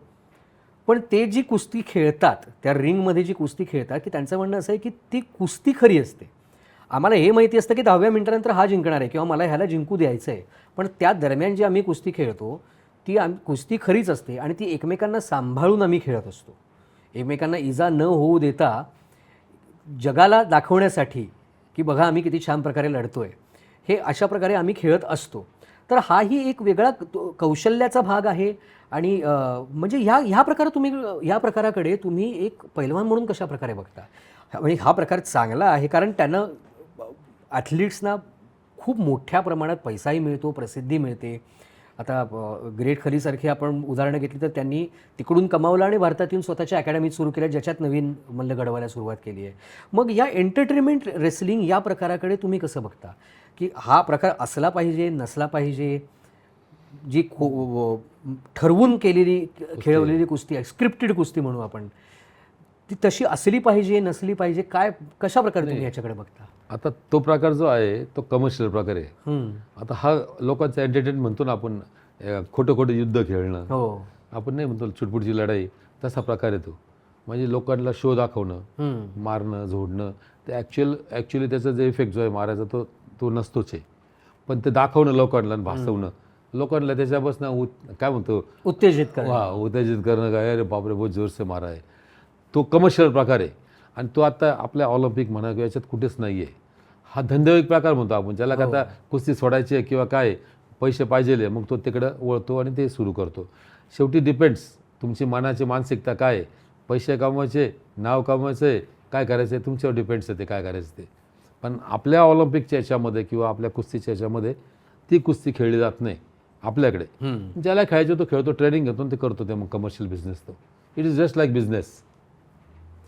म्हणजे हा प्रकार काही वाईट आहे असं नाही, बिझनेस आहे, इट इज अ बिझनेस. ज्याला तो बिझनेस करायचा आहे त्यांनी बिझनेस करावा असं. म्हणजे हे एक तुम्ही आणखीन एक खूप मोकळेपणाचं मत सांगितलं, हे खूप छान झालं. कारण अनेकांच्या मनात हे द्वंद्व उमटलेलं असेलच की नवीन पैलवान असतील त्यांना एकीकडे ती कीर्ती आणि तिकडचं व्यावसायिक ग्लॅमर म्हणा किंवा पैसा म्हणा खुणावत असतो, आणि दुसरीकडे इच्छा असते की आपलं नाव व्हावं, आपल्याला मान मिळावा, आपला सन्मान मिळावा, आपण देशासाठी किंवा आपल्या समाजासाठी काहीतरी करावं. तर ह्या दोन्हीमध्ये बॅलन्स साधून सुद्धा खेळता येऊ शकतं? प्रश्नच नाही, खेळता येईल ना. शेवटी कसं असतं, depends upon the mind of the person. तो माणूस कसा आहे, त्याला काय करायचं आहे त्याच्यावर डिपेंड्स. आता मी ठरवलं माझ्या लाईफमध्ये की मला माणसं घडवायचे, माझा देश जर घडवायचा तर मला माणसं घडवायचे. प्रत्येकात थिंकिंग आहे ना, काय करायचं तुला. आपण आपल्या आयुष्यामध्ये काय करायचं बघ, आपण आपला अभ्यासाचा प्रकार, आपण काय अभ्यास करतोय किंवा काय शिकतोय किंवा आपल्या गुरूंनी आपल्याला काय शिकवलं आहे याच्यावर सगळं अवलंबून असतं. म्हणजे कोणी सॅक्रिफाईस करतं. आता आपल्या समाजामध्ये अनेक लोक आहे, म्हणजे बाबा आमटेपासून त्याच्यापासून समाजाकरता काम करणारे, सगळेच नाही करते नाही काम. ज्याला वाटतं की आपल्या देशातले माणसं घडवायचे किंवा माणूस समाज घडवायचं आहे, तो हे काम करतो. सगळे डॉक्टर बाबासाहेब आंबेडकर नाही होऊ शकत ना, बरोबर आहे, ज्योतिबा फुले नाही होऊ शकत. सगळे प्रत्येकाचं ठरलेलं आहे ना, कार्यक्षेत्र ठरलेलं आहे, मला हे करायचं आहे बा. किंवा आपल्याकडे जर सामाजिक क्रांती घडवून आणली सावित्रीबाई फुलेंनी, का महिलांना शिक्षण भेटलंच पाहिजे, ही क्रांती आहे नाही, लोकजागृती आहे. म्हणजे ज्या देशामध्ये बाहेरला शिकायचा अधिकारच नव्हता तिकडे शिक्षणाचा अधिकार म्हणून तुला ही क्रांती केली ना. म्हणजे 350 वर्षी पूर्वी जिजाऊनी सती जायचं प्रथा बंद केली, ही क्रांती होती ना. म्हणजे खंबीर निर्णय कोणी घेतले, स्त्रियांनी घेतले. लक्षात घ्या, का समाजात जर मोठं परिवर्तन करायचं असेल तर स्त्रियांनी निर्णय घ्यायचे. आपल्याला समाज परिवर्तन जर करायचं असेल शक्ती आणि बुद्धीच्या माध्यमातून स्त्रियांनी निर्णय घेणं गरजेचं आहे. ज्या देशातल्या स्त्रिया निर्णय घ्यायला लागतील ना ज्या वेळेला, तेव्हा बदललं नाही सगळ्या गोष्टी. वा ना, इतके छान आणि इतके महत्त्वाचे विचार तुम्ही आमच्यासमोर मांडताय. आता कुस्तीसारख्या खेळामध्ये तुम्ही म्हणाल तसं फायनान्स हा खूप महत्त्वाचा घटक असतो.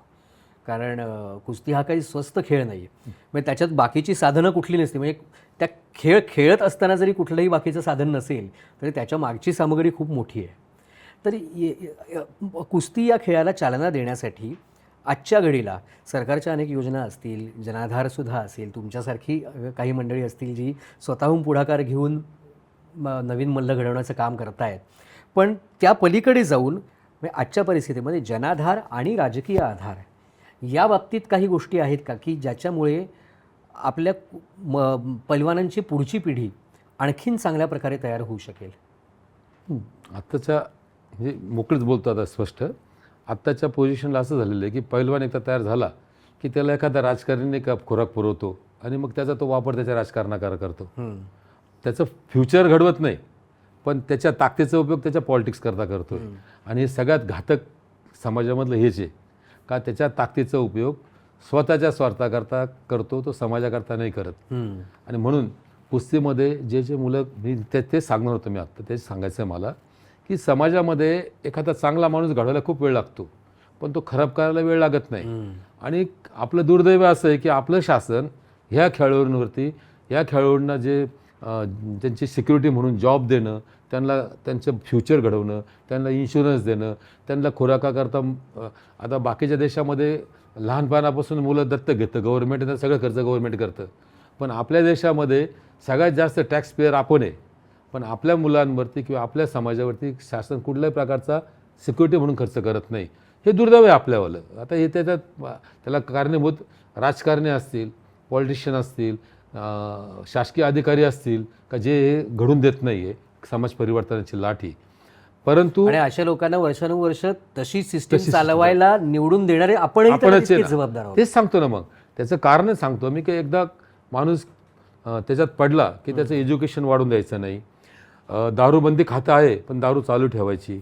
ड्रग्स बंद करायचे पण ड्रग्सचे आयात करायची. समाज हा व्यसनाच्या अधीन गेला पाहिजे. समाजाने प्रश्न विचारले नाही पाहिजे, ते शिकले नाही पाहिजे. हा जो प्रकार आहे ना आपल्या देशातला, हा सगळ्यात खतरनाक समाज संपवणारा प्रकार आहे.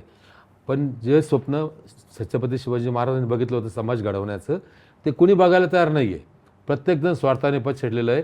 आजही या देशामध्ये सगळ्यात जास्त संपत्ती आपण जर आता ईडी मार्फत आपण बघितलं असं किती गोळा करतात. कोणता एखादा राजकारणी पकडला करोडो अब्जावधी रुपये आला. पण हेच जर शासकीय अधिकाऱ्यांच्या घरी रेड पडल्या ना, तर आपल्या देशाच्या 50-55 योजना तयार होतील, एवढं धन जमा होणार आहे. आपण सगळेजण समाजात वावरतोय. आपण कुठलीही गोष्ट करायला जा. मी आता कोर्टात 40 वर्ष प्रॅक्टिस केली वकिली म्हणून. ज्या छत्रपतींनी हे स्वराज्य स्थापन केलं, सर्वसामान्य माणसाला न्याय द्यायला, त्यांना न्याय मिळत नाही ना. न्यायाकरता कोर्टामध्ये तारीख पे तारीख, माणूस झाला बारीक पण तारीख पे तारीख चालूच आहे. हे संपत नाही ना. जोपर्यंत आपण जर एखाद्या जज विरुद्ध बोललो का लगेच कंटेम्प्ट ऑफ कोर्ट, एखाद्या सिस्टीम विरुद्ध बोललो का देशद्रोह, हा जो प्रकार आहे हा सगळ्यात खतरनाक आहे. आणि भारतीय लोकशाहीला जर जगवायचं असेल तर ह्या माणसामध्ये जे परिवर्तन घडलं पाहिजे. मी आता खूप अभ्यास केला, वकिली केली मी 40 वर्ष. समाजाच्या प्रत्येक घटकाशी मी निगडीत आहे. समाजामध्ये जे जे घटक आहे आपल्यावाले, त्यांना याचं नॉलेजच नाही आहे. मी आता विचारलं आमच्या वकिलांना, घटना वाचली का रे? 90% वकिलांनी घटनासुद्धा वाचलेलं नाही आहे. म्हणजे जे आपल्याला ज्याच्यातने आपल्याला अधिकार दिले, राईट्स दिले, त्या घटनासुद्धा लोकांना माहीत नाही आहे. हे दुर्दैव आहे ना आपल्या शिक्षण क्षेत्रातलं. म्हणजे आपल्या शिक्षण क्षेत्रामध्ये सर्वसामान्य माणसाचे, गरिबांच्या हक्क व अधिकार काय आहे, जे घटनेने दिलेले आपल्याला, तेच माहीत नाही आहे. आणि त्याचा दुरुपयोग राजकारणी करते. मग नाही, म्हणूनच नागरिकशास्त्र हाही आज अभ्यासक्रमात कमी मार्काचाच पेपर आहे. पण त्यात काहीच नाही ना. त्यात काहीच नाही ना. हे दुर्दैव आहे आपल्यावालं. मुलांना शाळेमध्ये शिक्षण दिलंच पाहिजे. मुलं शहाणे झालेच पाहिजे. त्यांनी ह्या राज्य कार्यकर्त्यांना प्रश्न विचारलेच पाहिजे. शासकीय अधिकाऱ्यांना आमचं काम का होत नाही हे प्रश्न विचारले पाहिजे ना. हे कधी विचारतील? शिकले तर विचारतील. मग एज्युकेशन मार्क करून टाकलं.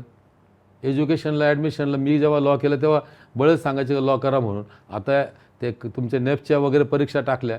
म्हणजे माणसाच्या खिशामध्ये येणारा पैसा कुठल्या ना कुठल्या मार्गातनं काढून घेणं, माणसाला गरीब ठेवणं, व्यसनाच्या अधीन ठेवणं, हा जो नित्य नियम चालला आहे ना, हा बदलला पाहिजे. आणि मला खात्री आहे की कुस्ती क्षेत्रामध्ये जे पण काम करतील मुलं, त्यांच्या जर हे एकदा डोक्यात बसलं, म्हणतो ना internal revolution, it will take its own time. पण हे रेव्होल्युशन या भारतामध्ये नक्की होणार हे पक्क. कारण बेकारी मी बघतोय, माझे पैलवान किती बेकार आहे, काम नाही, धाम नाही हाताला. आणि मग चोऱ्या माऱ्या हे सगळ्या भानगडे होतात आहे ना. हे सगळ्या भानगडे होतात, याला कारण तेच आहे. म्हणून हे बदलायचं असेल तर त्यांनी क्रांती केलीच पाहिजे. आणि रेव्होल्युशन करताना घटनेत बदल केला की इथं शिकलेला माणूस त्या पिय राहतो कोणाचा, जे 4थी पासवाल्या माणसाचा, ज्याला नॉलेज नाही, गुंड मवाली ह्या लोकांना खुर्चीवर बसवलं, ते आपल्याकरता कायदे तयार करतात. आणि ज्यांना काहीच कळत नाही कायद्याचं, ते कायदे तयार करतात. आणि ज्यांना कायदे तयार करतात ते बिचारे नोकरी मागत फिरतात. हे दुर्दैव आहे ना देशाचं आपल्या. म्हणून हे जर बदलायचं असेल तर ही क्रांती घडवावं लागेल. आणि कुस्तीच्या माध्यमातून ही लवकर घडेल.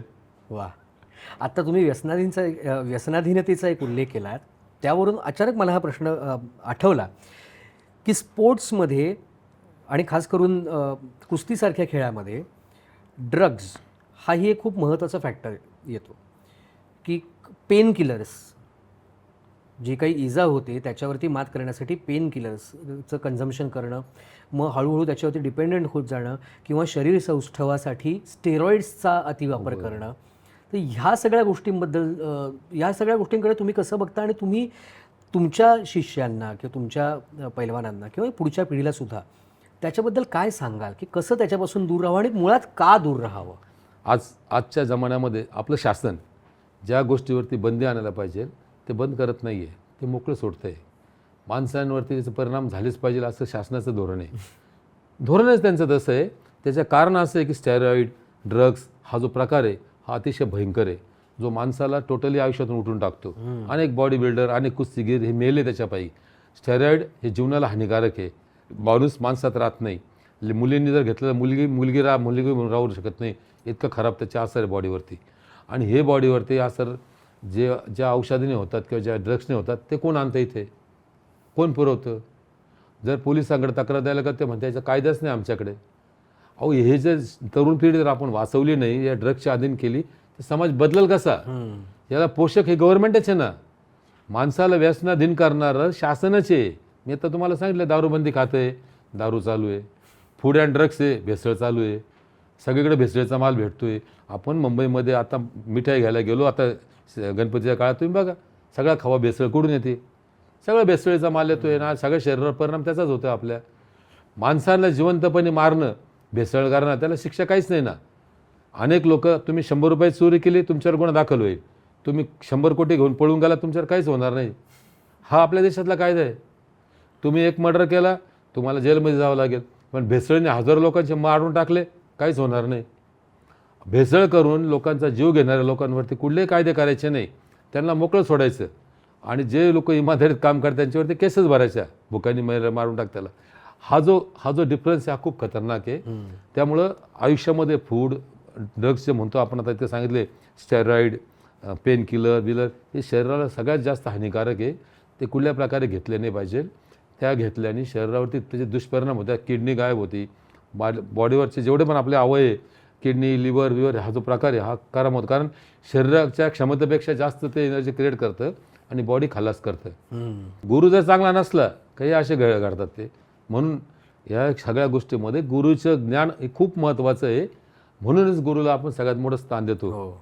आणि ते गुरुच्या त्याप्रमाणे जर वागलं तर मला असं वाटतं की आपल्या समाजात नक्कीच बदल होईल. पण राजकीयदृष्ट्या किंवा पॉलिटिकली म्हणतो आपण, ज्यांच्या हातात आपण सत्ता देतो ना, ते याला मदत करत नाही कुठल्या प्रकारे. म्हणून आपला समाज बॅकवर्डला चालला आहे या प्रकारे. आणि समाजामध्ये जेवढे पण असे सामाजिक कार्य करणारे लोक आहे त्यांनी संघटित होऊन त्यांना बोललं पाहिजे. त्यामुळं हे परिवर्तन करण्याकरता ह्या पैलवानांची, कुस्तीगिरांची फार गरज आहे समाजामध्ये. आणि त्याला मदत करणारे हे आपलं चॅनल आहे. अशा अनेक चॅनलांनी अशा मुलाखती घेऊन लोकांमध्ये जनजागृती केली तर मला खात्री आहे की थोड्याच कालावधीमध्ये या देशामध्ये जनजागृती झाल्याशिवाय राहणार नाही. निश्चितच होईल. आमचे सगळ्यांचे प्रयत्न चाललेलेच आहेत. पण आता ह्या विषयाला धरून परत एक मला अगदी सामान्य प्रश्न पडला की आपण जे सिक्युरिटीचा मुद्दा म्हणतोय की पैलवान झाल्यानंतर सुद्धा काम हवं, एक उत्पन्नाचा स्रोत हवा. कायम सामने जिंकून किंवा कायम क्रीडा क्षेत्रावरती अवलंबून राहता येत नसतं, कारण त्याचाही सीझन असतात, स्पर्धांच्या काही ठराविक कालावधी असतात. त्यामुळे एक स्थिर उत्पन्नाचा स्रोत असणं गरजेचं असतं. मग यासाठी सरकारी नोकरीच्या आशेने सुद्धा कित्येक लोक क्रीडा क्षेत्रामध्ये येत असतात.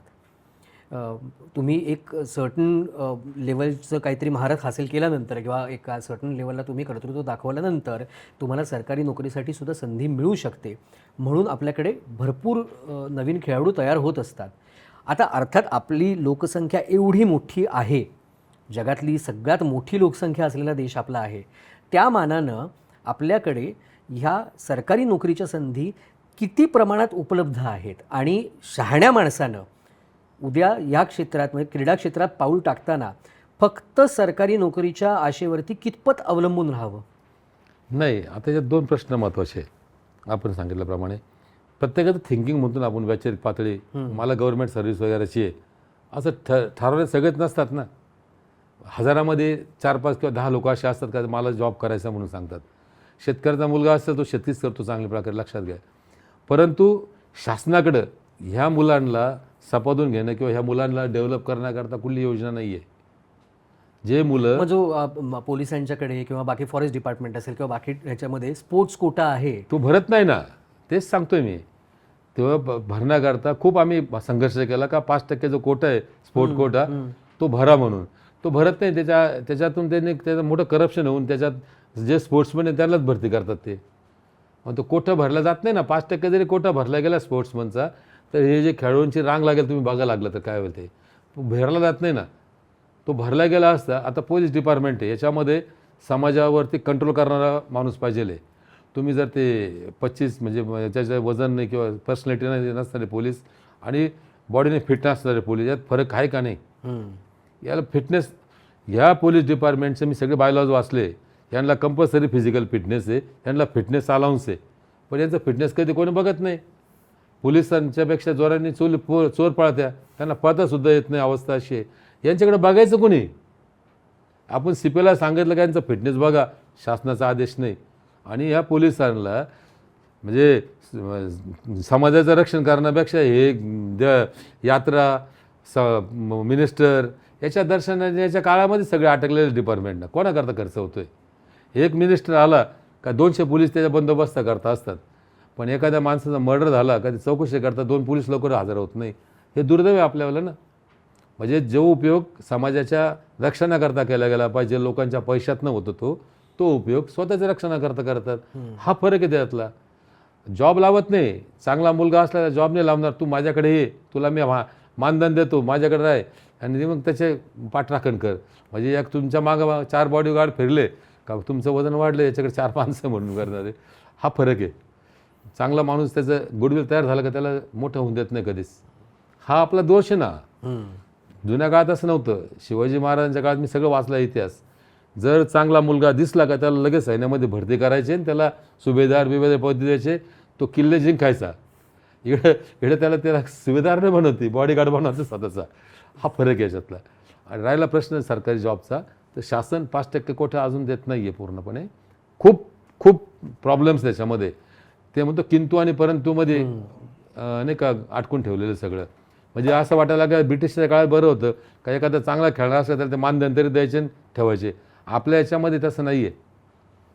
म्हणजे जे बाबू जे म्हणतो आपण लाल फितेच्या आड अटकलेले, ते प्रथा खूप बेकार आहे ती. तुम्ही जे काही आता अनुभव सांगितले त्याच्यावर एक गोष्ट तरी निश्चित आहे, आणि हा एक मुद्दा मला आपल्या प्रेक्षकांसमोर मांडावा असं वाटेल की कुठल्याही क्षेत्रात काम करत असताना, कुठल्याही क्षेत्रात पुढे जाण्याची इच्छा बाळगून जात असताना आपण कुठल्याही सरकारी किंवा कुठल्याही वैयक्तिक आश्वासनावर अवलंबून न राहता शहाणपणा हाच असेल की आपण स्वतःची उत्पन्नाची सोय एक वेगळी उभी करून स्वतःची सोय आपण स्वतःच शहाणपणाने स्वतःच्या अभ्यासातून स्वतःच्या मेहनतीतून उभी करून मग आपल्या आवडीकडे तेवढंच लक्ष द्यावं. ही आज काळाची गरज आहे. ह्याला आपण काही पर्याय म्हणू शकत नाही. पण नाना, खूप छान वाटलं तुमच्याशी गप्पा मारून. तुमच्यासारखे गुरु आम्हाला लाभले हे आमचं भाग्य. तसे ते सगळ्यांनाच लाभवत आणि पुढची पिढीसुद्धा तुम्ही म्हणता तशी अगदी सुदृढ, सुजाण आणि सुशिक्षित असो, हीच आम्ही सगळे प्रार्थना करतो. आणि आज तुम्ही आभाळाची माणसाच्या या भागामध्ये एवढ्या महत्त्वाच्या विषयावर चर्चा करण्यासाठी खास नाशिकहून आलात, एवढ्या छान मनमोकळेपणानं गप्पा मारल्यात, याबद्दल मी खरंच खूप मनापासून तुमचे आभार व्यक्त करतो. पण आमच्या प्रेमाची आणि आमच्याकडून एक नम्रतेची एक छोटीशी पावती म्हणून आणि आजच्या या मुलाखतीची एक छोटीशी आठवण म्हणून आमच्या स्मृतिगंध आणि जाई काजळ परिवारातर्फे ही छोटीशी भेट आहे, त्याचा तुम्ही कृपया स्वीकार करावा.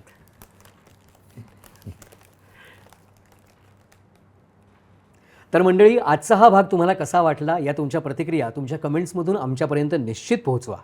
आवडला असेल तर इतरांनाही बघायला सांगा. आणि अशाच विविध आभाळाच्या माणसांना भेटण्यासाठी, त्यांच्याबद्दल जाणून घेण्यासाठी स्मृतिगंधचं फेसबुक पेज आणि यूट्यूब चॅनल लाईक, शेअर आणि सबस्क्राईब करायला विसरू नका. पुन्हा भेटूया पुढच्या भागात लवकरच. तोपर्यंत धन्यवाद.